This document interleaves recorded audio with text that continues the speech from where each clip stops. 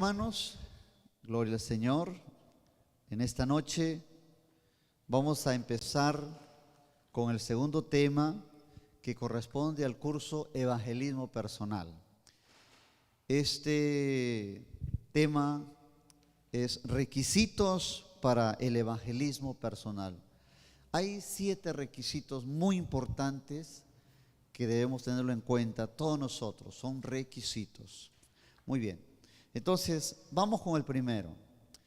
Dice, el primer requisito es la seguridad de la propia salvación. Es el primer requisito, seguridad de la propia salvación. ¿Por qué este es un requisito? Porque ¿cómo puede una persona que no conoce a Cristo, que no tiene a Cristo, que no ha recibido la salvación, compartir la salvación a otro que no la tiene? Es imposible.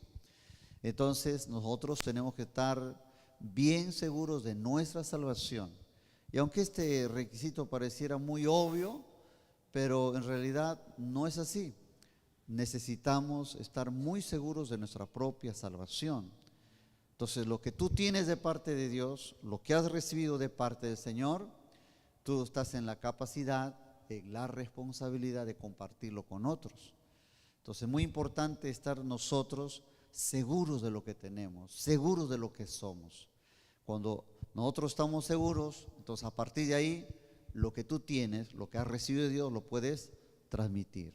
¿Qué texto de la Biblia nos habla de esa seguridad personal? En Primera de Juan, capítulo 5, el verso 13, vamos a leer, los que tuvieran sus Biblias, la primera carta de Juan el apóstol, en el capítulo 5, verso 13. Ese versículo, queridos hermanos, es un texto poderoso para que cuando alguna vez de repente se nos ocurra dudar de nuestra salvación, tú sepas que ese versículo te declara que si has creído en Cristo, tenemos la vida eterna. Pues leamos, dice así la bendita palabra. Primera de Juan, capítulo 5, verso 13. Todos juntos, estas cosas os he escrito a vosotros que creéis en el nombre del Hijo de Dios. ¿Para qué? Para que sepáis que tenéis vida eterna y para que creáis en el nombre del Hijo de Dios. Amén. Así que, hermanos, si usted ha creído, si nosotros hemos creído, entonces por la fe debemos saber que tenemos la vida eterna. Entonces, nunca se olviden ese texto, Primera de Juan 5:13. Estas cosas nos ha escrito, dice la palabra, para que sepamos que por haber creído en Cristo, tenemos, ¿qué cosa, hermanos? La vida eterna. Otro texto, miren ustedes en 2 Corintios, capítulo 4, segunda carta de Corintios, capítulo 4, verso 13. Vamos a leer el 13 y el 14, 2 textos muy bonitos que también confirman nuestra fe en Cristo. Dice así su palabra, el verso 13, Juan 4:13. Pero teniendo el mismo espíritu de fe, conforme a lo que está escrito, dice, creí, por lo cual hablé. Nosotros también creemos, por lo cual hablamos. El verso 14. Sabiendo que el que resucitó al Señor Jesús, a nosotros también nos resucitará con Jesús y nos presentará juntamente con nosotros. Amén y amén, ¿verdad? Entonces, acá el apóstol Pablo le dice a los corintios, si nosotros hemos creído y por eso hablamos, entonces es porque nosotros sabemos lo que tenemos de parte de Dios, ¿verdad? Entonces es importante que si nosotros hemos creído en Jesucristo, que Él ha resucitado, también a nosotros nos ha resucitado, ¿no? Entonces nosotros ya tenemos la verdad, sabemos que un día estábamos muertos, Cristo nos ha resucitado, entonces lo que nosotros tenemos de parte de Dios, eso sabemos, eso hablamos a la gente. Entonces estos 2 textos, 1 Juan 5:13 y Corintios capítulo 4, nos hablan, hermanos, de la seguridad de nuestra salvación. que nosotros sí tenemos, y hay tantos textos de la palabra, ¿verdad? Que nosotros, por ejemplo, Juan dice 3:16, el que cree en Cristo, ¿qué cosa tiene, hermanos? La vida eterna, ¿verdad? Entonces tenemos esa vida eterna, sino que hay momentos cuando pasamos nuestras luchas que de pronto pareciera que no somos salvos, pareciera que estamos siguiendo una religión, y a veces el enemigo nos puede poner eso en la mente. A mí me ha ocurrido en un momento de mi vida cristiana. Yo dije, bueno, ¿seré realmente salvo? Y a cualquiera nos puede pasar, porque el enemigo, son dardos del enemigo. Pero acá dice 5:13, dice, hijitos, estas cosas les he escrito a ustedes, Juan nos está diciendo, para que ustedes sepan que por haber creído en Cristo tienen la vida eterna. Nunca olvidemos. Muy bien, entonces es el primer requisito, una mirada a nosotros. Si yo tengo esa seguridad de mi salvación, a partir de ahí, lo que yo tengo lo puedo transmitir al resto. ¿Amén, hermanos? Muy bien, entonces es el primer requisito. Segundo requisito, aquí está este requisito, es un poquito amplio, es la convicción de la condición arruinada del hombre sin Cristo. Entonces es importante, hermanos, que nosotros estemos, le repito el requisito, es la convicción, segundo requisito, convicción de la condición arruinada del hombre sin Cristo. Entonces, es importante que nosotros estemos convencidos de la condición arruinada del hombre sin Cristo. Miren, hermanos, si nosotros queremos ir a evangelizar, va a ser imposible evangelizar de una forma plena si no estamos convencidos de la condición espiritual de las personas sin Cristo. Tenemos que, digamos nosotros, estar convencidos, un requisito, estar convencidos de qué cosa, de la condición, de la situación de las personas sin Cristo. Es una condición arruinada, ¿no? Y claro, aparentemente por ahí caminan las personas, de repente con una máscara de felicidad, pero en su interior esconden algo muy terrible. La vida espiritual es terrible. Entonces, esta canción que acabamos de alabar a Dios dice, ayúdame a mirar con tus ojos. Yo quiero sentir con tu corazón. Si vamos a predicar la palabra a alguien y no somos conscientes de su situación espiritual, entonces nuestro evangelismo va a ser medio superficial. Pero cuando tú estás convencido cuál es su situación, entonces a partir de ahí, eso va a ser la motivación, ¿no? Una de las cosas que tenemos que tener en cuenta, si le predicas a tu amigo, tu familiar o alguna persona, es que Cristo Jesús murió por esa persona, se entregó por ella y dio su vida, y tienes que verla como una persona que Cristo, para Cristo le importó mucho esa alma. Entonces vamos a ver, hay 5 características en las que el hombre sin Cristo se encuentra, y tenemos que conocerlas muy bien. ¿Cuál es esa condición? La primera condición del hombre pecador, hay cinco características de su condición. Uno es que el hombre sin Cristo está muerto y necesita regeneración. Es la primera condición. El hombre está muerto y necesita regeneración. Sin Cristo, una persona está muerta. ¿Qué texto de la Biblia nos dice que esa es su condición? En la palabra del Señor, miren ustedes en el capítulo 2 del libro de los Efesios, en la carta de Pablo a los Efesios, el capítulo 2, en el versículo 1, capítulo 2 de Efesios 1, dice así: y Él os dio vida a vosotros cuando estabais muertos en vuestros delitos y pecados. El versículo siguiente, el 2, dice: en los cuales anduvisteis en otro tiempo, ¿qué más? siguiendo la corriente de este siglo, conforme al príncipe de la potestad del aire, el espíritu que ahora opera en los hijos de desobediencia. Luego salteamos el versículo 3, pasamos al 4 y dice, el verso 4, pero Dios, que es rico en misericordia, por su grande amor con que nos amó, aun estando nosotros muertos. ¿Cómo estábamos? Muertos. ¿En qué cosas? En pecados. ¿Qué hizo? Nos dio vida juntamente con Cristo, y por gracia sois salvos.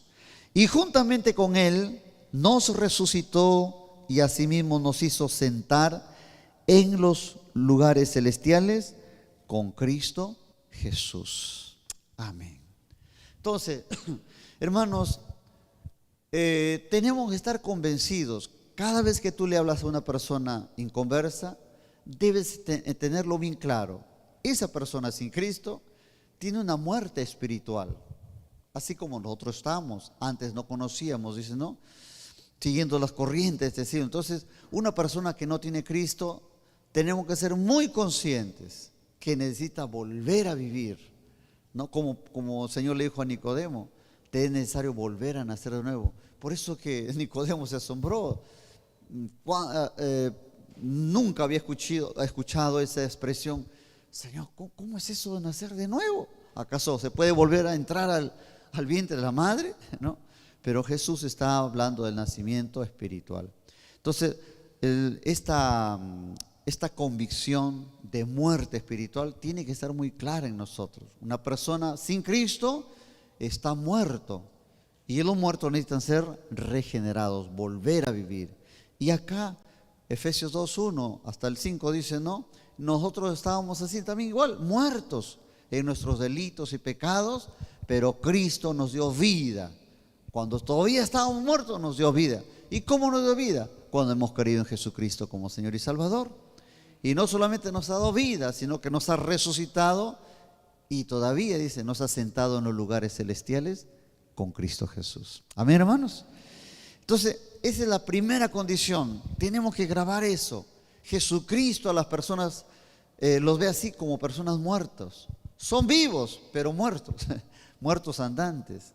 Claro, ahora no le voy a decir, mira hermano, tú eres un muerto. No, es una ofensa, ¿no? Pero nosotros sí sabemos que son personas que necesitan vida. La segunda condición de esa persona, una persona sin Cristo, es que está perdido y necesita ser hallado. Una persona sin Cristo está como perdido y necesita ser hallado. ¿Alguien de ustedes alguna vez se le ha perdido algo y usted lo buscó con desesperación? ¿Alguna vez se le perdió algo? Una vez, bueno, de las tantas veces que he perdido celular, Dios mío, Señor, bajé del carro, mi celular, ¿dónde está? Y comencé, momento llega la desesperación. Una vez perdí plata, Dios mío, y entonces uno, momento de tensión vive cuando algo se pierde, ¿verdad? Y cuánto más, hermanos, referente a las personas. En la Biblia hay una historia muy bonita que queremos compartirla. A ver, abran sus Biblias en Lucas capítulo 19. Vamos a abrir la Biblia en Lucas capítulo 19. ¿De quién cree que se trata esa historia? Lucas 19. De un hombre chiquito. Exactamente, Zaqueo, ¿no? Vamos a ver cómo es que Zaqueo se convierte al Señor. Vamos a repasar ya muchos hemos leído, pero hay 8 cosas muy importantes que este Zaqueo, cómo es que llega a conocer a los pies del Señor. Lucas 19, Jesús y Zaqueo. Desde el 1 hasta el 10, vamos a leer, ¿sí? Por favor, van a seguir esta lectura conmigo. Todos, Lucas 19, vamos a leer, todos leyendo Lucas 19, ¿ok? Amén. ¿Lo tienen, amén? ¿Lo tienen juntos? Dice, Jesús y Zaqueo. Habiendo entrado Jesús en Jericó, iba pasando por la ciudad. Y sucedió que un varón llamado Zaqueo, que era jefe de los publicanos y rico, procuraba ver quién era Jesús. Primera cosa, miren, usted va a ver 8 cosas muy importantes de Zaqueo. Primero, dice, era un hombre llamado Zaqueo y era rico. ¿Eso de qué nos habla, hermanos? ¿De qué cosa nos habla de Zaqueo? Su distinción. Número 1, apunte, distinción. Zaqueo no era cualquier persona, era un hombre muy distinguido en la sociedad, es decir, en la sociedad romana, porque ahí se afilió él, se anexó, y bueno, pues un hombre rico, pudiente, un hombre muy vestido, ¿no? Tenía cosas muy bonitas, un hombre distinguido, como hay personas que andan bien por ahí, bien alterno, bien, ¿no?, en la clase social, gente política. Entonces, Zaqueo no era cualquier persona, era un hombre distinguido, era rico, era de la sociedad, ¿no? Entonces, eso nos habla de su distinción. Luego dice el versículo 2, el 3, perdón, y procuraba ver quién era Jesús. Procuraba ver quién era Jesús. ¿De qué nos habla eso? Procuraba ver, habla de su deseo. Anhelaba ver, quería conocerlo, quería entablar una relación con él, conversar con él. Había oído de Jesús, ¿no? ¿Quién es este Jesús? Le causó tal impacto que nació en él ese deseo de conocer a Jesús. Entonces, 2 cosas: distinción, número 2, deseo de conocer a Jesús. ¿Qué más dice la palabra? Pero no podía a causa de la multitud, pues era, ¿qué cosa era? Pequeño de estatura. Era chatito Zaqueo, ¿no? Eso nos habla de su dificultad. Lo tercero es Zaqueo, su dificultad. Esa dificultad, hermanos, de la cual él era objeto de burla, porque hoy la sociedad, cualquier dificultad que tenemos, nos van a señalar, ¿no? Si somos pequeños, ya nos dicen enanos; si somos orejones, nos ponen chapas, ¿no? Nos ponen cualquier cosa. La gente es cruel, los niños. Entonces, hermanos, a Zaqueo solo Dios sabe cómo lo trataban, porque de él recibir, hermanos, apelativos, eso era indudable. Claro, la Biblia no lo menciona, pero lo que sí sabemos que toda persona que nacía con algún defecto, para los judíos era señalado. Ninguna persona con dificultad era bien aceptada en la sociedad por sus dificultades. Pero sigue diciendo, ¿qué más sigue diciendo de Zaqueo? Y corriendo delante, subió a un árbol sicómoro para verle, porque había de pasar por allí. Amén. Y corriendo delante, subió a un árbol para conocerle. Ahí habla de su decisión. 4, su decisión. O sea, Zaqueo no solamente se quedó con el deseo de verlo, quisiera ver, pero ¿qué hizo con su deseo? Tomó la decisión, se fue y subió a un árbol, se esforzó, ¿no? Trató de superar y ver la forma como conocer a Jesús. Así que vemos ahí, hermanos, su decisión de conocer a Jesús. Luego vemos, hermanos, el versículo 5. Cuando Jesús llegó a aquel lugar, mirando hacia arriba, le vio y le dijo, ¿qué le dijo? Zaqueo, date prisa, desciende, porque hoy es necesario que pose yo en tu casa. Aquí vemos su descenso. Desciende, desciende. Y eso nos habla de la obediencia, ¿no? Pero esto también nos habla de una condición. Hay personas que, hermanos, para que conozcan a Cristo, tienen que descender, bajarse, allanarse a los requerimientos de Dios.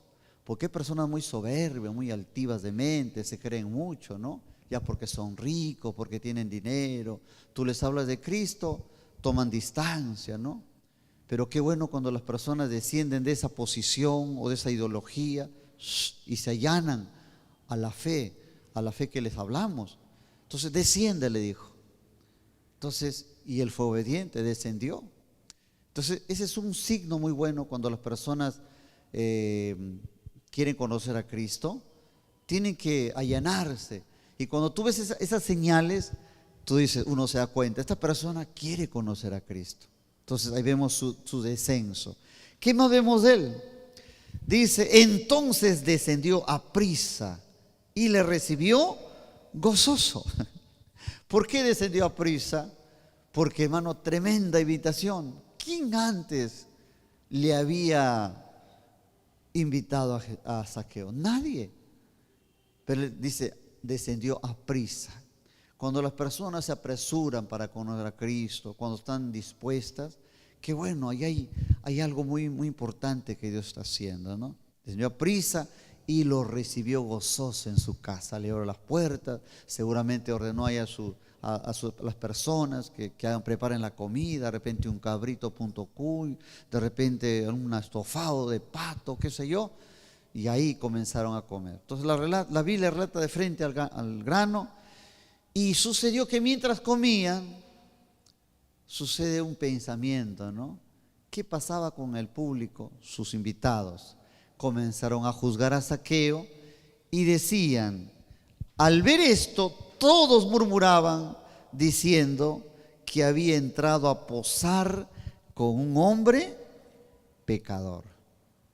Ese es, hermano, ese pensamiento prácticamente que tenían acerca de él, eso se llama su desprecio. Un hombre despreciado por la sociedad, un hombre excluido socialmente. Dice, al ver que entró Jesús ahí a su casa, comenzaron a murmurar, a hablar. Miren, ¿cómo es posible? Este es un pecador. Ahora, cuando dice que era el jefe de los publicanos, quiere decir que este Zaqueo, hermano, era una persona era una persona hábil. Porque para ser un jefe de los publicanos en aquel entonces, era una persona muy, muy capacitada. Entonces, pero era publicano, cobrador de impuestos. Entonces, como era un cobrador de impuestos, tenía fácil, digamos, el dinero. Y esta persona se aprovechaba porque, por ejemplo, los romanos le habían encargado que él cobre los impuestos a sus propios compatriotas judíos, y los judíos le tenían rechazo porque él les cobraba pues a ellos, pero eso de él ganaba. Pero él se vengaba prácticamente de sus compatriotas cobrándoles en exceso, y por eso, como era Zaqueo, él hacía honor a su nombre. Él les saqueaba los bolsillos, porque era saqueo, pues, ¿no? Entonces, ese Zaqueo por eso se hizo rico, comenzó a ganar mucho dinero. Entonces la gente murmuraba, ¿cómo es posible este Jesús que se va a ir a meter a esa casa de un hombre publicano? Un publicano en la mente judía era lo peor. Entonces, su desprecio. Y luego de esto hay otro interesante dato. Ante esa situación, él los hace callar, se levanta, se pone de pie. Entonces Zaqueo, puesto en pie, dijo al Señor. ¿Qué le dijo? He aquí, Señor, la mitad de mis bienes doy a los pobres, y si en algo le he defraudado a alguno, se lo devuelvo 4 veces más. ¿Qué fue eso? Su declaración. Declaró, hermanos, una verdad tremenda. Eso se llama restitución. Señor, la mitad de mis bienes. Ahora, aquí Jesús vemos que no le habla, no lo acusa. Jesús sabía que Zaqueo estaba robando al pueblo, pero Jesús no lo está acusando. Simplemente la sola presencia, y eso me llama la atención, hermanos, qué tremendo impacto produjo Jesús en la vida de este Zaqueo, que aquí no habla nada. Jesús está ahí comiendo y Zaqueo se siente honrado, pero seguramente algo en el plano espiritual estaba sucediendo, que Zaqueo comenzó, ¿no?, a reflexionar en su conciencia y se dio cuenta, ¿no? Su conciencia lo martillaba. El Espíritu Santo estaba trabajando ahí y él se levanta. ¿Por qué se levanta y dice, Señor, he aquí la mitad de mis bienes doy a los pobres. ¿Quién fue eso que produjo esa convicción de pecado? El Espíritu Santo. El Señor Jesucristo estaba allí.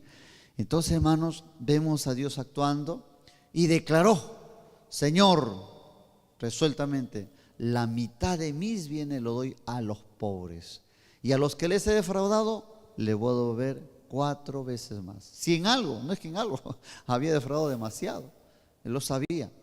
Entonces vemos al Señor aquí, tremendo hermanos, su impacto, ¿no? Su presencia de Jesús en este Zaqueo. Y al final, miren la respuesta de Jesús. Cuando Zaqueo habla esto, Jesús, ¿qué le dice? Verso 9. Jesús le dijo: hoy ha venido la salvación a esta casa, por cuanto él también es hijo de Abraham. Es hijo de Abraham. Hermanos, ¿qué significa eso? Hijo de Abraham. Eso habla de su dignidad restaurada. Dignidad restaurada, porque él es hijo de Abraham. Este Zaqueo era judío, no era cualquier persona, también pertenecía al pueblo del pacto.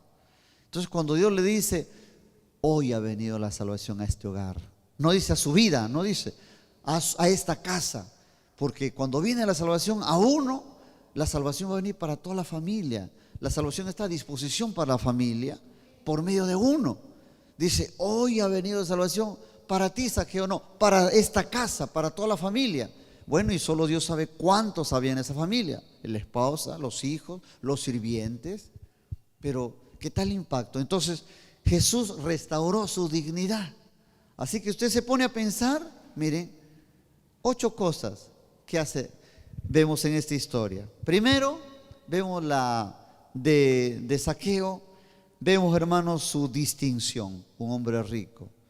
Número 2, su deseo de conocer a Jesús. Número 3, su dificultad, era cojito, ¿verdad? Y otra dificultad: esta persona fue excluida socialmente. Número 4, su decisión. ¿Qué hace cuando se sube al árbol para conocer a Jesús? Número 5, vemos su descenso. En su descenso rápido de conocer a Jesús, su descenso. Número 6, su desprecio, porque lo despreciaron, murmuraron. Número 7, su declaración: la mitad de mis bienes lo doy para los pobres. Y número 8, ¿qué cosa es? ¿Qué cosa es el número 8? Su dignidad restaurada. Hoy ha venido la salvación a esta casa, porque él también es hijo de Abraham. Dignidad restaurada.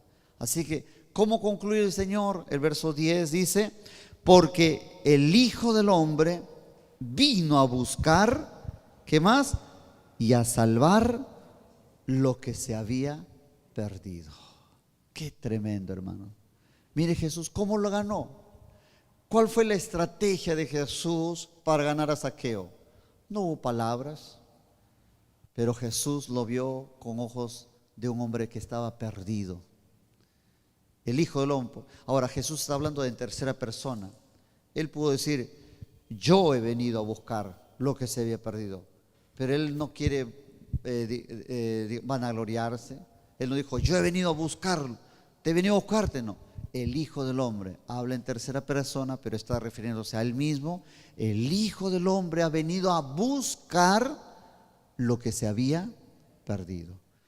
Mis hermanos, cada vez que tú vas a evangelizar, tienes que ir con la mentalidad de que vas a ir a buscar a un hombre que está perdido en esa condición, y lo vas a buscar con ansia, porque si tú no te mentalizas que esa persona está en una situación de condición perdida, entonces muchas veces no funciona.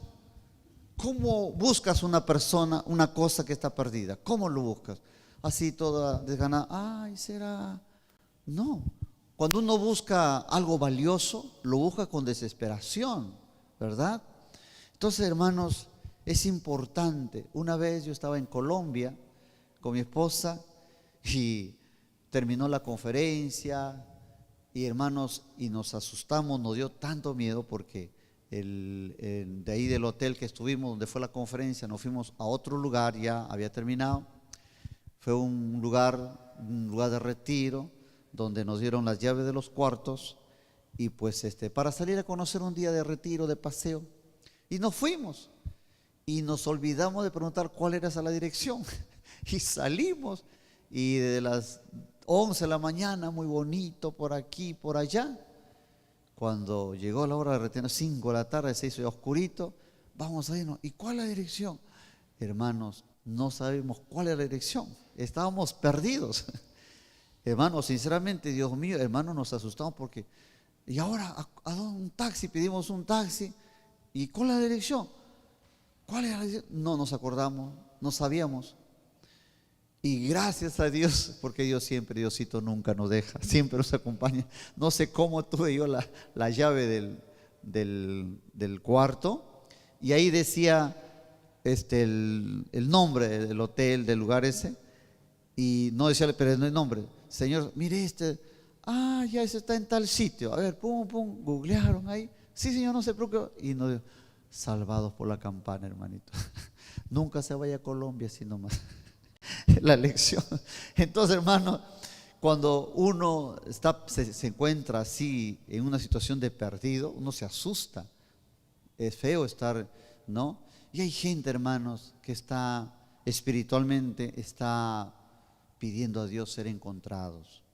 Así que la segunda tarea, requisito para un buen evangelista, para ganar almas, tienes que verlo con los ojos de Dios, que es una persona está perdida y necesita ser hallado. Aquí Zaqueo dice, ¿cómo lo vio a Zaqueo Jesús? ¿Como un hombre rico? No, no lo vio como rico, no lo vio con ojos de un hombre que está perdido. Baja, hoy es necesario. Él se hizo una autoinvitación, entró a su casa, es necesario que yo entre a tu casa. Y ahí lo encontró a Jesús. Dice, porque el Hijo del Hombre, o sea, yo, dice Jesús, he venido a buscar lo que se había perdido. ¿Dónde dice? Lucas 19:10. Nunca se olvide. Vamos a memorizarlo. Repitan conmigo este versículo 10. A ver, repitan conmigo. Porque el Hijo del Hombre vino a buscar y a salvar lo que se había perdido. Amén. ¿Cuántos dicen amén? Entonces, queridos hermanos, ese es el segundo requisito, la segunda condición. La primera condición del hombre perdido es que está muerto, lo segundo está perdido. Tercera condición, una persona sin Cristo hay que verlo como una persona esclava que necesita libertad. Una persona esclava está en un estado de esclavitud y necesita ser liberada. Eso, hermano, ¿dónde lo dice? Vamos a leer el libro de San Juan, capítulo 8, el verso 34.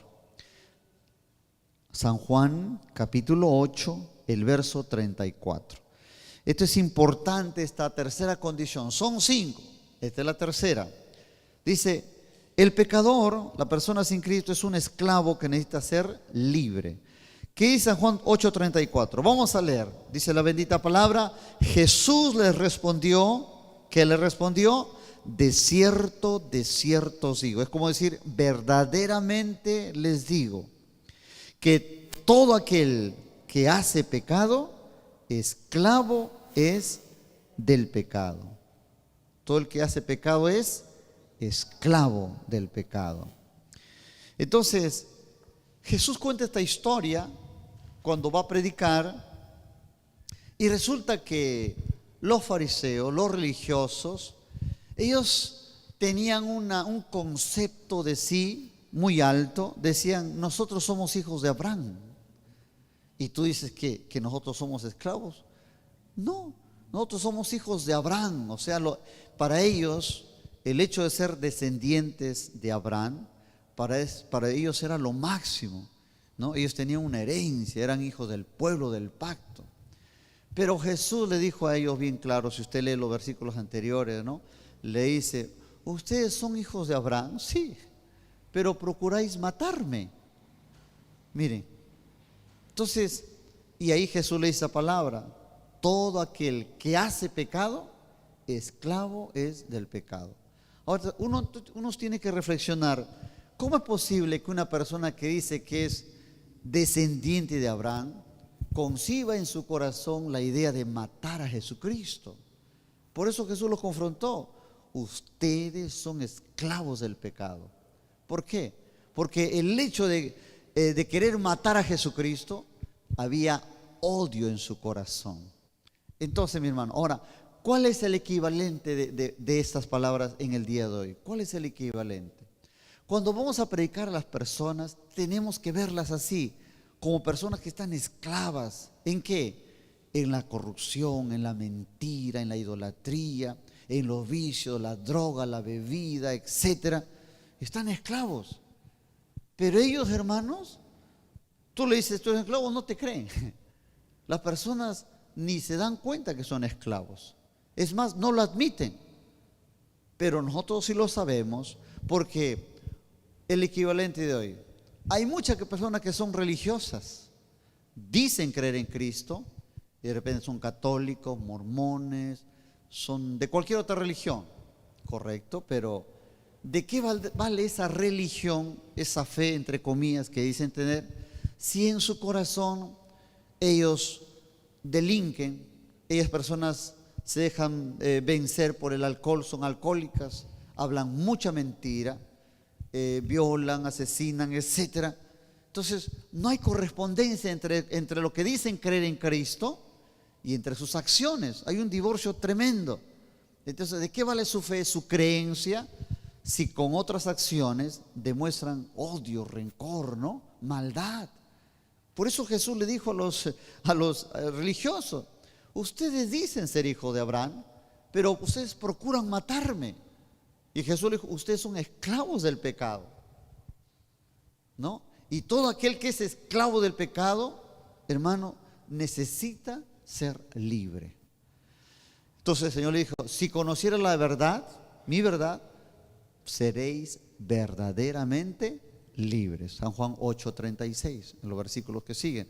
Entonces es importante, hermanos, que entender a las personas que cuando le predicamos, llámese un familiar, una amistad o cualquier otra persona que tú le compartas, tenemos que tener bien claro: esa persona está esclava en la idolatría o alguna cosa y necesita ser liberada. Entonces, si no lo vemos así, ¿qué hizo Jesús con ellos? Los confrontó, les dijo: ustedes son esclavos, pero en ustedes hay odio, quieren matarme. Entonces, es importante, hermanos, que hablarles de la libertad, hablarles textos que Cristo ha venido a hacerles libres. Por eso este versículo, San Juan 8:36, es muy importante. Conoceréis la verdad, amigo. Si tú conoces a Cristo, serías verdaderamente libre. Pero yo no soy esclavo. Las personas dicen eso, pero Jesucristo lo ve así, como personas esclavos. O sea, una persona que no tiene a Cristo, que vive en pecado, aunque ella no lo admita, la verdad lo dice, está en una condición de esclavo y hay que ir a liberarlos con la palabra del Señor. Amén. Entonces, nunca se olvide este versículo, San Juan 8:34. Jesús les respondió: de cierto os digo que todo aquel que hace pecado, esclavo es del pecado. Así que hasta aquí tenemos 3 textos. Cuando hablamos de la persona, su condición que está muerto y necesita ser regenerado, vamos a aplicarle Efesios 2:1. Y Él os dio vida a vosotros cuando estabais muertos en vuestros delitos y pecados. Eso hay que tenerlo muy claro. Segundo, una persona que está perdida necesita ser hallado, como Jesucristo, que lo encontró a Zaqueo. Lucas 19:10 dice: el Hijo del Hombre vino a buscar lo que se había perdido. Así nosotros tenemos que ir en busca de esas personas que están esperando que alguien les encuentre. Amén. Y una persona también esclava necesita ser libre. San Juan 8:36 dice: conoceréis la verdad y la verdad os hará libres. Muy bien. Otra condición, cuarta condición, es un ciego que necesita iluminación. Las personas sin Cristo son como personas ciegas que necesitan ser iluminadas. Si nosotros no vemos hacia las personas, por eso es bueno que nos falta pasión. Yo pregunto, si tú estás caminando y vas a cruzar la pista y junto a ti hay un cieguito con su palito, ¿le ayudarías a pasar la pista? ¿Te atreverías? Así hay que verlo a esa persona, como una persona ciega. Esa persona puede ser muy alta, muy bonita, muy guapo, guapa que sea, pero sin Cristo es una persona ciega. Hermanos, yo recuerdo cuando, mi hermano Lucho, por ejemplo, a los 20 años él tuvo una enfermedad y a él le dañaron la vista. Su enfermedad, le pusieron la penicilina y hermanos, mi hermano Lucho prácticamente lo desahuciaron, ¿no? Dios hizo un milagro en él, pero esa penicilina le afectó su vista. Y los doctores le dijeron a mi mamá, señora, de repente su hijo de repente va a quedar ciego, porque la penicilina le dañó la vista. Y hermanos, y mi madre me contaba, me lloraba, ¿no? Una madre, ¿no? Mi hijo, dice, ¿cómo le han dañado la vista? Y hay médicos matasanos, ¿no? Tú vas sano, y ¿cuántas veces ha ocurrido, no? Vas por una cosa, más bien te acaban de enfermar. Y bueno, salió de eso mi hermano, y mi mamá me cuenta, dice que una vez mi hermano Lucho le habían operado de la vista y pasó el recogedor de basura y entonces la campana ya se iba y mi madre le dice, ayúdame Lucho a botar la basura. Y mi hermano se comida, estaba con su, ¿cómo se llama? Su venda acá. Y como él quería, no, se sacó un ratito y comenzó a jalar el costal, y del costalío sale, hermanos, una abeja y se va de frente a su vista y le picó, hermano, justo donde le acaban de operar. Eso fue fulminante para él. Lo llevaron al médico, hasta el médico lo vio su vista. Le dice, hijo, qué mal, dice, ¿qué puedo hacer? Entonces mi hermano no ve con una vista y con una ve, pero tiene deficiencia, pero en su misericordia el Señor, él ve con las justas, ¿no? Y por eso a mí mi hermano me da siempre pena, yo lo ayudo, ¿no? Y hermano, qué triste ver una persona que pierde la visión. Entonces es importante, Jesús las ve a las personas así como si estuvieran ciegas, que no pueden ver. Si vamos a ir a hablar a una persona del Evangelio, tenemos que iluminarles con la palabra de Dios. Eso tiene que estar muy claro en la mente del evangelista, del Hijo de Dios, de la hija de Dios. Para predicar hay que mirarlo como lo mira Jesús. ¿Cómo lo mira Jesús? Como una persona ciega. Por eso Jesús dijo, yo soy la luz del mundo. ¿Qué texto nos habla? Miremos 2 Corintios capítulo 4, versículo 3 y verso 4. Miren lo que dice 2 Corintios, segunda carta a los Corintios, en el capítulo 4, el verso 3 y el verso 4. Dice así la palabra del Señor. Pero si nuestro evangelio está encubierto, entre los que se pierden está encubierto. El verso 4. En los cuales el Dios de este siglo cegó el entendimiento de los incrédulos, para que no les resplandezca la luz del evangelio de la gloria de Cristo, el cual es la imagen de Dios. Amén. Hermanos, ¿qué dice ahí el texto? Que las personas están cegadas, ¿no? Están cegadas. Satanás, dice, el Dios de este siglo ha cegado el entendimiento de las personas, las hace ignorantes, obtusas, ciegas. Entonces dice, Pablo dice, no, guiado por el Espíritu Santo, una persona que no tiene Cristo está cegada. Dice, el Dios de este siglo ha cegado el entendimiento. ¿Para qué lo ha cegado? Para que no le resplandezca la luz del Evangelio de Cristo.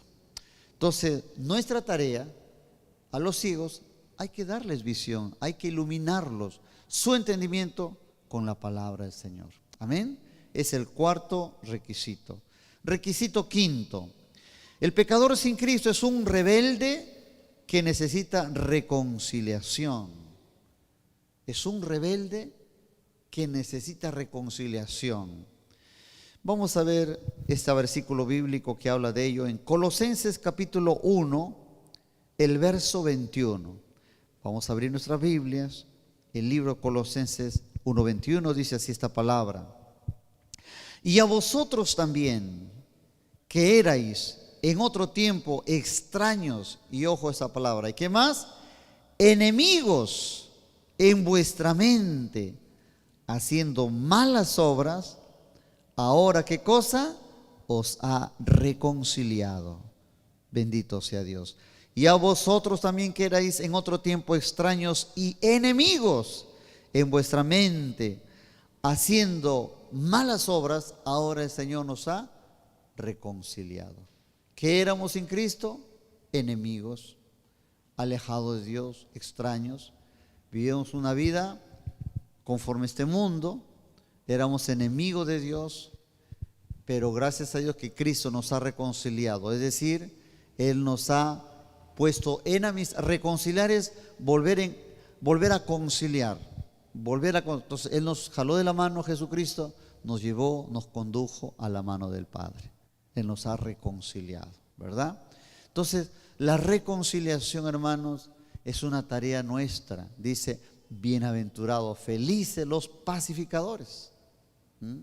¿Cuántos de ustedes alguna vez han tenido esa gran bendición de reconciliar, de ser el eje, ¿no? El instrumento para dos personas se reconcilien?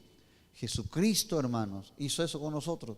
Estábamos lejos de Él, el Padre, y Él nos ha traído a la gloria del Padre. Amén, hermanos. Entonces, una persona sin Cristo, aunque no lo veamos, puede ser una persona muy humilde, una excelente y bella persona, pero espiritualmente es una persona rebelde. Está en una condición de enemistad con Dios. Hay muchos versículos, Tito también capítulo 3, miren lo que dice Tito capítulo 3:3. Vamos a leer. A ver, alguien lo lee, por favor. Tito capítulo 3. Tito, está después de segunda de Timoteo, en el capítulo 3, el verso 3. Si alguien lo encontró, lo leamos juntos, a ver.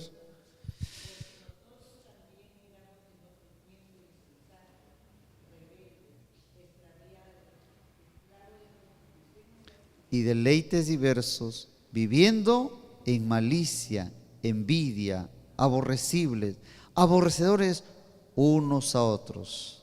El 3 nuevamente, porque nosotros también éramos en otro tiempo, que éramos insensatos, rebeldes, extraviados, esclavos de concupiscencias, deleite de diversos, viviendo en malicia, envidia, aborrecibles y aborreciendo unos a otros.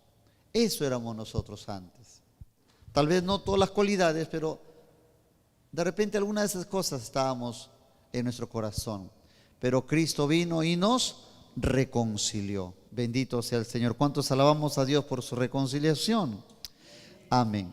Muy bien, entonces mire, hemos visto hasta aquí el segundo requisito. Hasta aquí son 7. El primer requisito es que una persona, hermanos, el primer requisito para evangelizar es que usted y yo estemos seguros de nuestra salvación, o sea, la seguridad de nuestra salvación, 1. Requisito 2 es estar convencidos de la condición arruinada de la persona sin Cristo. ¿Y cómo es esa condición? Hay 5 características. Primera condición es una persona muerta que necesita ser regenerada. ¿Qué versículo? Efesios 2:1, ¿verdad? Efesios, claro, 2:1 y 2. Es un perdido y necesita ser hallado. Lucas 19:10, porque el Hijo del Hombre vino a buscar lo que se ha perdido.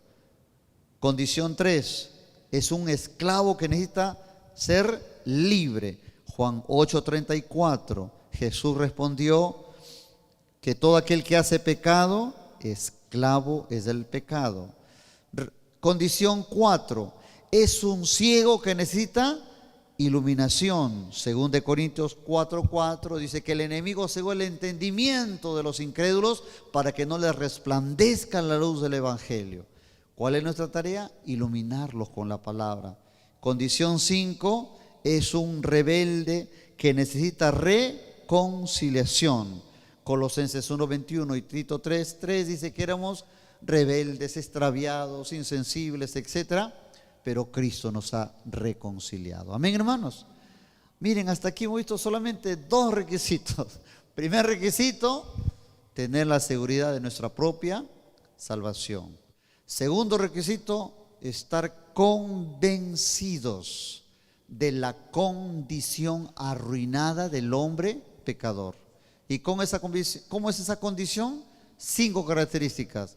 Persona muerta necesita reconciliada. Persona perdida necesita ser hallada. Persona esclava necesita ser libre. Persona ciega necesita iluminación.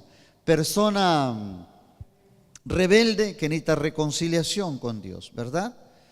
Entonces, hermanos, esas son las características de una persona, prácticamente de una persona que no tiene a Cristo, su condición. Hay que estar convencidos. Si nosotros, en esto radica el éxito del evangelismo. Si tú vas a evangelizar solamente conociendo unos cuantos textos de la Biblia y sin conocer la condición del hombre pecador, no va a pasar nada. Porque tú no sabes su condición, pero cuando sabes que esa persona está muerta, está ciega, esclava, perdida y rebelde, eso te va a mentalizar y vas a ir con esa mente, con esos ojos de Dios para hablarle la palabra del Señor. Amén, hermanos. Segundo requisito. Vamos con el tercero. No solamente necesitamos estar convencidos de nuestra seguridad, número 1. No, requisito 2, no solamente necesitamos estar convencidos de la condición, sino que número 3, tenemos que tener amor y obediencia a Cristo. Es la tercera condición en evangelismo, tercer requisito en evangelismo personal. Tener amor y obediencia a Cristo. La desobediencia es el pecado que más aborrece el Señor, hermanos. San Juan 14:15 dice: si me amáis, guardad mis mandamientos. San Juan 14:15. Si ustedes me aman, demuéstrenlo. ¿Cómo? Guardando. ¿Qué es guardar? Unos son muy obedientes. Ah, el Señor dice que hay que guardar los mandamientos, que dice que no lo va a predicar a nadie. Acá lo guardito. No. Guardar los mandamientos significa hacerlo, practicarlo. San Juan 14:15. Repitan que dice: si me amáis, guardad mis mandamientos. ¿Eso qué significa?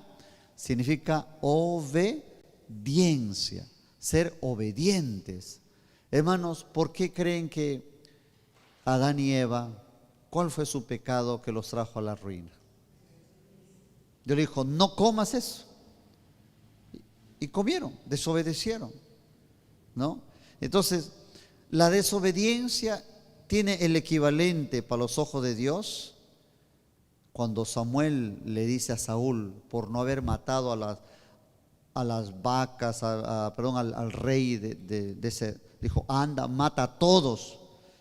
Y mata, no dejes nada, mata a los animales engordados, los becerros, los niños, mató a todos, pero dejó a las vacas engordadas, los bueyes, todo lo que es engordado. Entonces, pero se le advirtió: oye bien, le dijo Samuel, no dejes nada, destruye, esa palabra, destruye todo. ¿Y qué hizo Samuel? Dejó los animales engordados, y cuando viene Samuel a verlo, Señor, se alegra Samuel, le dice: he cumplido la misión de Dios. ¿Así? ¿Qué tan cumplidor eres?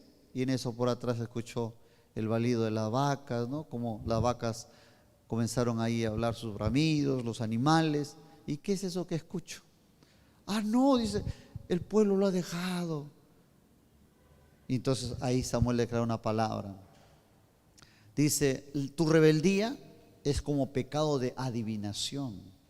O sea, para los ojos de Dios, una desobediencia, hermanos, tiene el equivalente de adivinación, hechicería. Así, Dios lo compara con eso.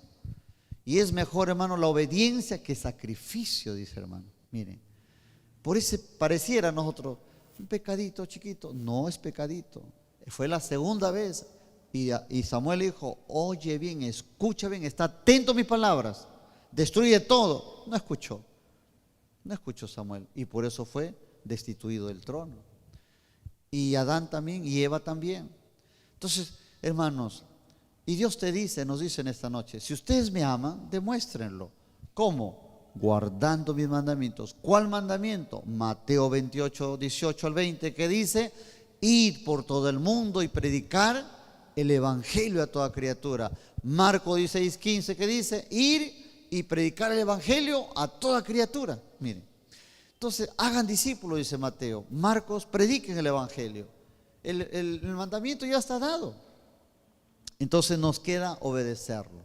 Entonces, tercer requisito, hermanos, para predicar el evangelio hay que ser obedientes a Cristo. Hay que amar a Cristo obedeciendo sus mandatos. Amén, hermano.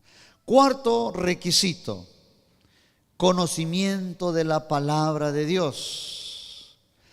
Si una persona, un creyente, quiere ganar almas, ¿cómo ganará si no conoce la palabra del Señor?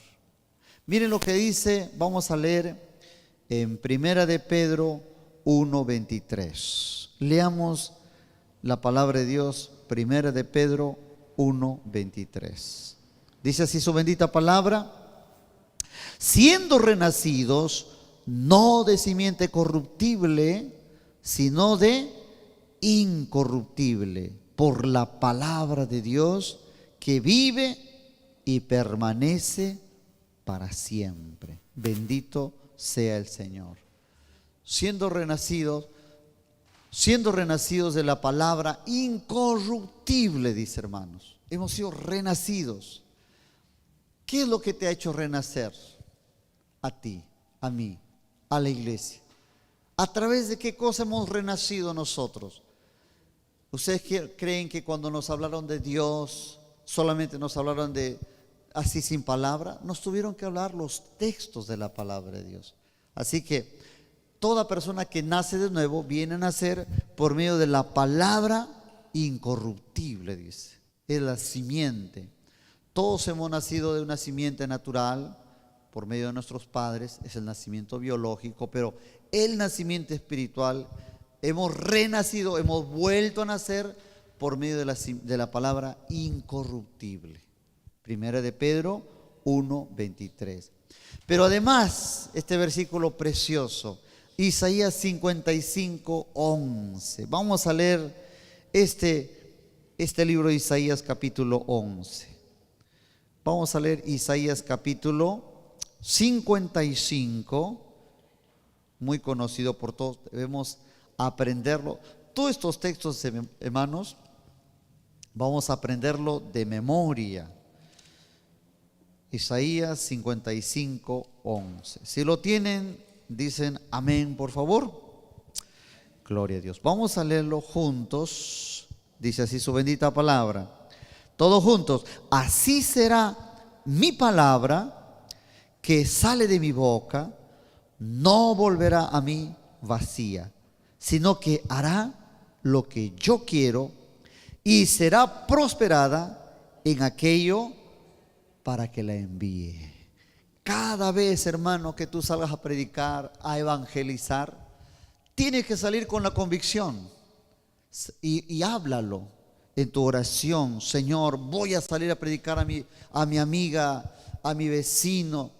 Señor, voy a hablarle las palabras tuyas con la convicción que dice tu palabra, que tu palabra nunca volverá vacía a ti. Hará lo que tú quieras, pues tu palabra haga, Señor, que sea sembrada en la mente, en el alma de esta persona. Si tú oras así, estás orando la palabra de Dios, amén. Y va a ser sembrada. Y si esa persona de momento no se convierte, va a llegar el momento, porque no va a volver vacía, va a tener, sí o sí va a tener resultados, hermanos.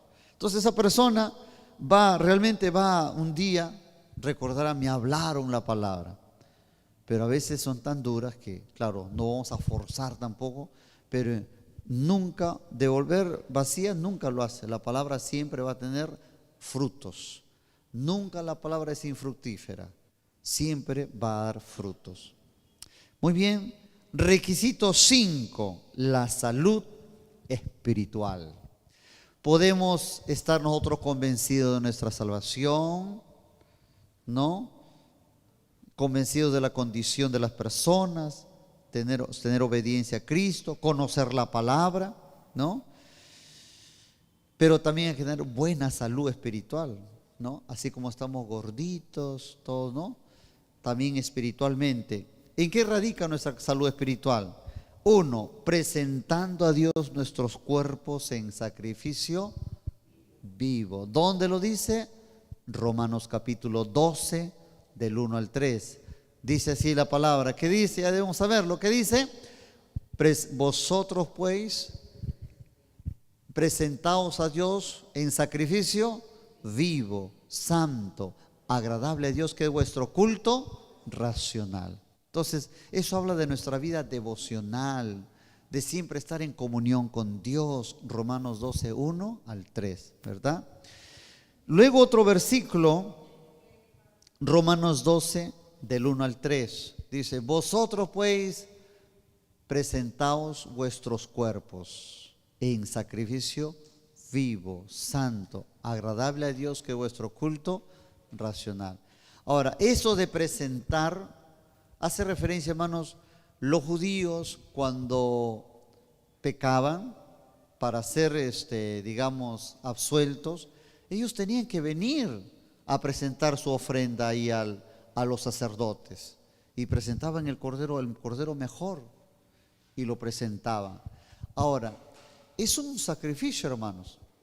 En cierto modo, ayuna no es un sacrificio, es un sacrificio que ayunes por las almas. Un día, hermanos, cuando estemos delante de Dios, todo sacrificio que tú hiciste a favor de las almas, Dios te lo va a recompensar. ¿Por qué no hacer un ayuno por las almas perdidas? Cuando estés delante de Dios: Señor, yo ayuné por ese varón, por esa joven, por esa persona. La esposa de un brujo, de José Maximiliano Martínez, 12 años se demoró orando por su esposo, que era brujo. Y él, cuando da testimonio, dijo: si no fuera por el clamor de mi esposa, que durante 12 años oró por mi salvación, yo estuviera en el infierno. Porque este brujo allá en Centroamérica tenía en su haber más de 100 muertos. Había hecho pacto con Satanás. Su abuelo, brujo; su padre, brujo. Él fue dedicado a los brujos. Tenía tremendo poder, era malero, pero se casó con una persona, y cuando esta persona conoce a Cristo, se convierte a Cristo, y al conocer a Cristo le dice: mira, entre tú y yo amo a Dios y te voy a dejar. Y él se burló, se fue, le hizo una macana, una brujería para que vuelva, y no se sucedía nada con la brujería. Y le pidió a Satanás: a volver a mi mujer. Le pedía, no pedía. Y Satanás le dice: mira, ¿sabes que no puedo? Porque esa mujer es evangélica, es cristiana. ¿Qué es eso? Él nunca había escuchado esa palabra. Entonces, hermanos, el poder de que cuando una mujer se entrega a Cristo, hermano, y fue consciente de la situación espiritual de su esposo, y hermano, y comenzó a clamar, y 12 largos años clamando por la salvación de su alma, de su esposo, que era brujo. Y él, cuando da testimonio, dice: si no fuera por el clamor de mi esposa, yo estuviera en el infierno. Entonces, hermano, todo sacrificio que se haga por el bienestar, por la salvación de las almas, Dios lo va a recompensar. ¿Quién nos dio muestra de ello? Jesucristo. Él vino, dejó el cielo, nos visitó 33 largos años aquí, predicando, muerte de cruz, se sacrificó. Y Él nos dio ejemplo: el que quiera ser mi discípulo, tome su cruz. ¿Cuántos dicen amén? Si tú ayunas, nos levantamos temprano, buscamos las almas perdidas, todo trabajo tiene recompensa de parte de Dios. Entonces, hermanos, la salud espiritual radica en presentar, hay que presentar nuestros cuerpos a Dios. No es fácil dejar unas horas de sueño. Eso es sacrificio también, ayunar por las almas. Si ves que en tu vida espiritual, este año tienes que ganar un alma para Cristo, no tiene que pasar. Este año sí o sí, adiós Señor, aquí está mi vecino, mi prima, mi amigo, Señor, para tu gloria, convertido para la gloria de Dios. No traes un alma a Cristo, ¿qué hacemos? Sencillamente indica que no has hecho todo lo posible, no te has sacrificado, o no te ha interesado, o no has puesto todo de tu parte por ganar un alma para Cristo. Eso da a entender. Pero la vida espiritual, hermano, consiste en presentar nuestros cuerpos al Señor, Romanos 12, 1 a 3, interceder por los perdidos. Juan capítulo 17, 20 dice el Señor: Padre, yo te ruego por estos, que los salves, que los guardes, así como yo les he hablado, les he manifestado a ti, que ellos también te conozcan. San Juan 17, 20. Entonces ahí vemos que el Señor oró por nosotros. Padre, no te pido solamente por estos, sino también por los que han de creer en la palabra de ellos. Y en esa oración, ahí estabas tú, querida hermanita, ahí estábamos nosotros, ahí estaba yo, ahí estaba la iglesia de Benecer. Cuánto damos gloria al Señor. Bendito sea el Señor, que la oración intercesora de nuestro Señor tuvo resultados. Samuel dijo: lejos esté de mí que cese de orar por vosotros. Entonces, hermanos, la salud espiritual de la persona radica en presentar nuestros cuerpos, interceder por los perdidos. Requisito 6 y 7, con esto terminamos. Requisito 6, ánimo y fortaleza de parte de Dios. Como dicen las hermanitas, ánimo, tener ánimo y fortaleza. ¿Qué dice Josué 1:9? Bien conocido por todos. ¿Qué le dijo el Señor a Josué? Mira que te mando que te esfuerces. Toma fuerza. No temas, no desmayes, porque yo, Jehová, estaré contigo todos los días. Mira que te mando, esfuérzate. 3 veces el Señor le dice, porque hermanos, efectivamente, la labor evangelística demanda, hermanos, esfuerzo, a estar animados, porque a veces tú predicas 1, 2, 3 y no pasa nada. Y lógico, nos podemos desanimar. No, este no es mi ministerio. No, eso que lo haga el pastor. Él sí sabe, él ha estudiado, yo no sé. No, ese no es mi monasterio. No, tú no puedes ir así. Es nuestro deber, nuestra responsabilidad, que tenemos que predicar la palabra. Entonces, hermanos, efectivamente, o a veces también dice, bueno, puede entrar en otro el pensamiento, ya prediqué ya. Entonces ya prediqué ya, pues ya el Señor ya la prediqué ya, de aquí hasta otra oportunidad, hasta otra campaña. No, hermanos, el tiempo es corto y hay que predicar, dice, a tiempo y fuera de tiempo. Amén, hermanos. Entonces el sexto requisito es ánimo y fortaleza, animarte y fortalécete en el Señor. Juan 1:9, Josué 1:9, perdón, y Salmo 34:4, un salmo precioso, ¿no? ¿Qué dice Salmo 34:4? Vamos a leerlo y recordarlo. Este salmo que nos obliga a hacer la obra en el tiempo del Señor. A ver, dice, vamos a leerlo. Busqué a Jehová y Él me oyó y me libró de todos mis temores. A veces hay temor hasta de evangelizar. Ay, no, yo no puedo, no me siento capacitado.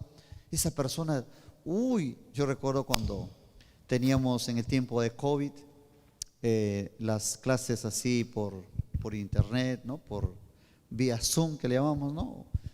La hermana Marlene ganó a su prima, al papá de sus primos, los padres, y se ganó esa familia Benítez, allá en Trujillo. Entonces un día yo No pude, creo que iba a viajar, le dije, hermana Marlene, usted va a tener la clase porque yo no voy a poder. No, pastor, no, usted, pastor, si no lo postergamos. ¿Pero por qué, hermana? No, es que, no, ese hermano hace preguntas difíciles. No, pastorcito, no. ¿Cómo que no, hermana? Y yo le exhorté. Tantos años usted, hermanita, ya usted tiene para predicar la palabra. Y no quiso, y lo postergó. Porque se sentía corta ante esa persona que era un profesor. Y efectivamente sí, en las clases nos hacía preguntas. Pero hermano, a veces nosotros nos sentimos cortos y como que nos da temor, ¿no?, de predicar la palabra. Pero no, hermano, ten ánimo. En el momento el Señor te dará palabra para que puedas hablar del Señor. Amén, hermanos. Y último requisito, sabiduría y dirección divina.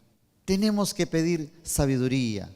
Miren lo que dice Juan capítulo 4, el verso 4. ¿Qué dice ahí San Juan 4:4? Dice, y le era necesario pasar por Samaria. Le era necesario pasar por Samaria. ¿Por qué dice así? Hermanos, porque el Señor sabía que ahí en Samaria una persona, era una mujer, cómo necesitaba, tenía sed de Dios. Y ningún judío era capaz de ingresar a ese territorio por los prejuicios que tenían contra ellos. Pero Jesús dice, y le era necesario pasar por Samaria. Hermanas, hay personas que tienen mucha necesidad. Y esas personas están sedientas. Y es necesario que entres a ese territorio, a ese oikos, a esa casa que necesita el Señor. Tienes que predicarle. No lo va a hacer otro. Tienes que hacerlo tú. Tenemos que hacerlo nosotros. Es necesario. Jesús dijo, y le era necesario pasar por Samaria. Él no evadió la responsabilidad. Cuando Jesús cuenta la historia del buen samaritano, pasó el sacerdote, el levita, y él evadió la responsabilidad. Vieron a ese hombre ahí perdido, tirado, medio moribundo, pasaron de largo, no les importó la condición, lo dejaron, pero el samaritano se acercó, ¿verdad? Entonces, ¿qué demuestra eso, hermano? Que hay personas realmente en una situación, tú no sabes, detrás a veces de una alegría aparente, hermano, existen problemas tremendos. Entonces es necesario que tú vayas, como le dijo Jesús a Zaqueo, Zaqueo, baja. Es necesario que hoy yo entre a tu casa. Amén, hermanos. Entonces, el requisito, hermanos, es pedir sabiduría y dirección divina. Cuando hay necesidad, Dios te va a dar la palabra necesaria. ¿Qué le vas a compartir? De repente no sabrás todos estos textos, pero tú los tienes como herramientas a tu disposición. Pero en el momento el Espíritu Santo te guiará a dar la palabra necesaria en ese momento necesario. Porque Dios te va a guiar. Y Hechos 8:29 dice que el Espíritu Santo le dijo, Felipe, acércate a ese carro. Y se acercó Felipe y le habló la palabra. ¿Quién sabía la situación? No, Felipe no sabía, pero el Espíritu le dijo, acércate a ese carro. Y Felipe se acercó y le predicó la palabra. Entonces el evangelismo requiere acercamiento con las personas. Esto, el equivalente de hoy, ¿cuál es? Es cuando hay personas, hermano. Yo siempre veo un hombre, que estábamos en mí, conocimos en la burrita, y el hombre se para, hermano, con todo de nuevo, predica la palabra. Hermanos, señores, ¿y cómo habla la palabra? Yo lo quedo mirando. Y tiene eso, y él no se avergüenza, tiene esa facilidad para hablar en un bus. Entonces, hermanos, cuando tú pides, el séptimo requisito es pedir sabiduría y dirección. Señor, ¿a quién voy? Tienes una lista de personas, pero de repente el Espíritu te impulsa a hablarle a tu vecino o a alguien que está en necesidad. Pídele sabiduría. Y dice Santiago, al que tiene falta de sabiduría, pídele a Dios, te va a dar en abundancia. Entonces, el evangelismo también requiere de eso, sabiduría, escuchar la voz de Dios, ¿dónde te direcciona? Felipe le dijo, acércate a ese carro y se acercó. O sea, ser sensibles a la voz de Dios. Porque a veces Pablo, por ejemplo, también quiso ir a Bitinia, quiso ir a otro lugar, pero el Espíritu se lo prohibió. ¿Por qué se lo prohibió? Porque él era sensible a la voz del Espíritu. Tal vez esas personas no era el momento todavía que escuchen la palabra y el Espíritu, vente a Macedonia, y se lo llevó el Espíritu a Macedonia. Entonces, en la cuestión de evangelizar y predicar la palabra, requisito 7, pedir sabiduría y la dirección del Espíritu Santo. Si el Espíritu Santo no te dirige, no te guía, no hagas o no vayas sencillamente, ¿no? Pero cada vez, Señor, me propongo ir a tal persona, pero si no es tu voluntad ahí, dime a quién voy, porque tengo que ir a predicar tu palabra. Entonces, se requiere sabiduría y dirección. Amén, hermanos. Listo. 7 requisitos. ¿Cuáles son? Primer requisito, tener la seguridad de que somos salvos, de la seguridad de la salvación. Primer requisito para evangelizar. Segundo requisito es estar convencidos de la condición arruinada del hombre, ¿verdad? ¿Y cómo es esa condición? 5 características. El pecador sin Cristo es una persona que está muerta espiritualmente. 2, está esclavo. 3, está ciego, necesita ser iluminado. Número 4, ¿qué más? Es una persona rebelde que necesita reconciliación. Es una persona ciega, es una persona perdida. Cuando lo vemos así con esos ojos de Cristo, eso nos va a motivar a predicarles, porque Cristo murió por ellas. Tercer requisito, hemos dicho, amor y obediencia a Cristo. Si predicar, necesita obedecer al Señor. Número 4, conocimiento de la palabra de Dios. Quinto requisito, salud espiritual. Sexto, ánimo y fortaleza. Y séptimo, sabiduría y dirección de Dios. Amén. Ponemos de pie y para orar al Señor. Amado Padre Celestial, en esta noche hemos hablado tu palabra.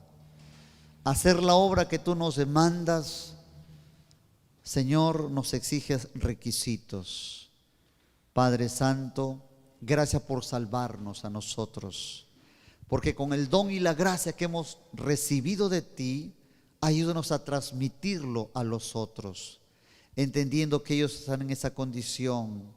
Ayúdanos a buscarle, a ir en busca del perdido, a llevar la luz de tu evangelio, a iluminar a los que están ciegos, a los esclavos, darles libertad, a aquellas personas que están rebeldes.